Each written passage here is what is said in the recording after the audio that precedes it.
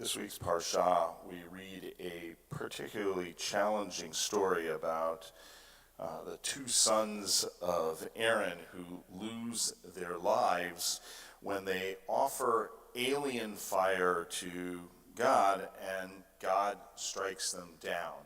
Okay? There are certain people in this congregation, Sandy Goodman,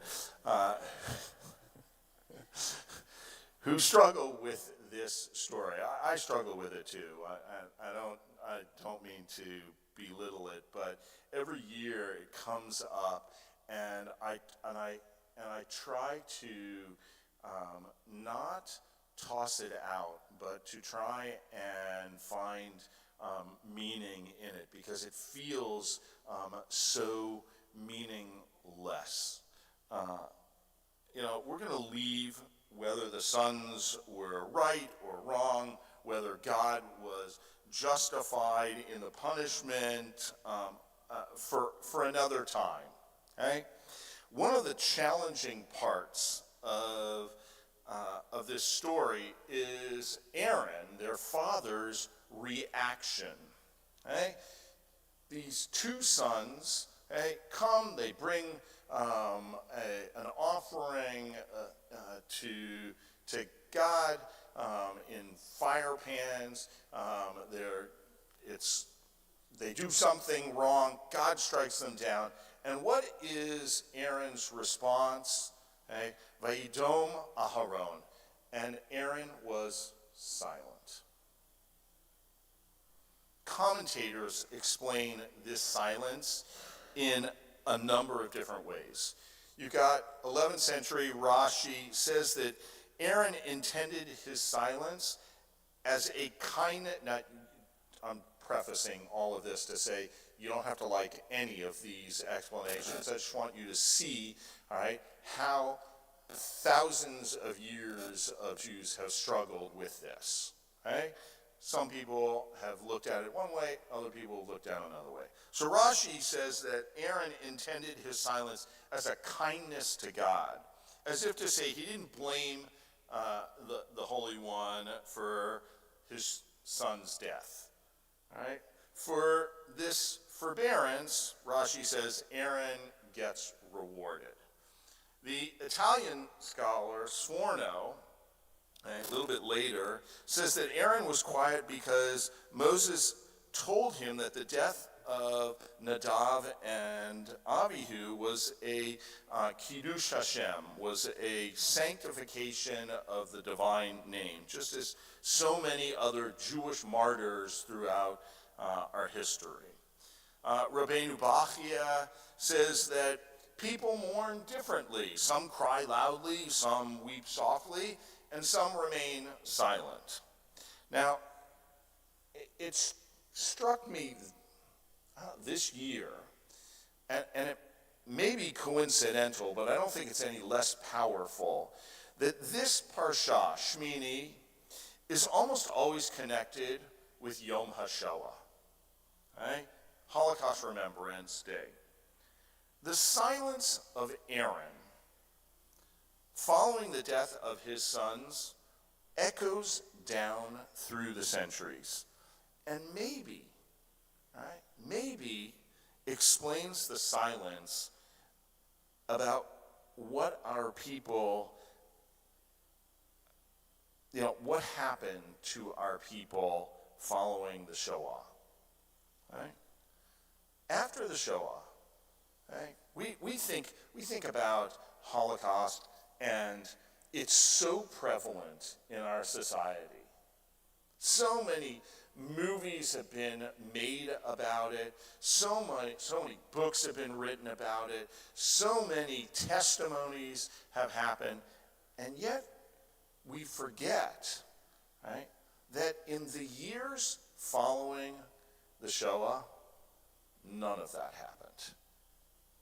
Right? In fact, most survivors buried their memories. Right? My father-in-law didn't speak about the Holocaust until Deborah was, I think, a teenager. Right? In Israel, To be a Holocaust survivor was actually considered a badge of shame. Holocaust survivors, all right, or those who were in the Holocaust, went to the camps like sheep to the slaughter, where we Israeli pioneers, we fought bravely. Okay? Holocaust survivors were looked down upon in the fledgling state of Israel. Okay? There is no getting around that fact. Okay? Take Elie Wiesel. Elie Wiesel's great book, Night. Okay? Elie Wiesel's book, Night, was rejected by a number of publishers. Okay? Tellingly, right, its original Yiddish title was "And the World Was Silent." The truth is that with few exceptions, it was not until April of 1978. What happened in April of 1978? Anyone know?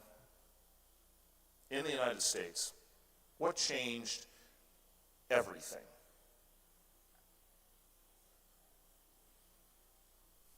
The TV miniseries. The TV miniseries, The Holocaust, or Holocaust. I remember as a child, watching the first night, and that was it for me. Like nightmares for weeks. It was 5 nights, in the middle of April 1978, that changed how Americans saw the Holocaust and how we started talking about it. Up until that point, I challenge you to find 5 cultural references to the Holocaust. They're not there.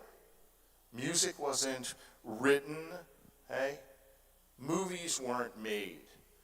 You had gentleman's agreement in 1947, about anti-Semitism. The Holocaust was alluded to but not spoken about. The only, if you remember the movie, the GI, the Jewish GI, talked about what we saw over there. That was it. We were silent about the Holocaust. So this past week, my friend, my colleague, my teacher, my rabbi, Rabbi Jeff Salkin and I were in our weekly conversation. We have a conversation every week. And we were discussing that silence. And he introduced me to a book by Andre Nair, titled The Exile of the Word. In the book, Nair explores the profound tension between speech and silence within the biblical tradition, where silence is not merely absence, but it is a deeply existential state. The silence of death emerges as the most extreme form of what we refer to in Judaism as Hester Panim, of God hiding God's face. This divine withdrawal is a terrifying stillness, where God no longer speaks and human words lose meaning. This silence signifies not peace. Most of the time we think, silent, like, that's peaceful. It's not, this silence is not about peace. It's about abandonment. It's the void left when the divine word, which was once creative and sustaining, retreats. For Nair, such silence is both a theological crisis and a call for radical responsibility, demanding that humanity speak ethically even when heaven remains mute. And that's where I want us to go. That need to speak is becoming increasingly important. We can no longer afford to be silent. My conservative colleague from New Jersey, Rabbi Eli Garfinkel, wrote in his daily blog, I love the name of his daily blog, "Give Me Some Torah." Okay? He writes, "The anti-Semites of various forms are extremely noisy right now, because everyone is extremely noisy right now. We live in a never-ending cacophony of opinions disguised as fact and blatant lies dressed up as innocent wisdom. Every generation is born tabula rasa, a blank slate. Okay? So all the work we do to make people realize what our people went through has to be done over from scratch every 25 to 30 years or so. Our efforts this time around will face a greater challenge than, than ever before. It has become fashionable in our world to doubt the reality of history, to doubt the reality of fact at all. If everything is malleable, if everything is relative, then there is ample room for our enemies on toxic podcasts to say, hey, I'm just asking questions. They're not asking questions. Hey, they're challenging fact. In a bygone era, stoic silence might have been a workable option. Hey, as the old saying says, never let them see you sweat. That doesn't work anymore because so much of our hate, so much of the hate that is out there is digital. We have to react. And we have to err on the side of overreaction. Silence is simply too costly. Yom HaShoah is on the 27th of Nisan because that is when the Warsaw Ghetto uprising began in 1943. Those heroes fought the Nazis with everything they had for months and managed to kill a few Nazis. Today, a strong Israel has taken over the job of those desperate rebels in the ghetto. If they had not figured it out previously, over the past 15 months, the world has learned, 18 months, has learned that those who choose to kill Jews will themselves be killed. Jewish blood is no longer free, and it's no longer on sale. It's extremely expensive, and we should shout that from the rooftops for as long and for as loudly as we can. Abraham, Aaron, Moses, all of them were silent at points. And we understand that silence. Right? We can wrap our brains around the notion of pain and loss, right? And be silent.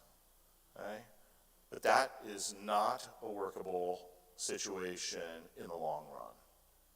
Eventually, we have to speak up. Right? As a people, right? As a community, we have to speak up.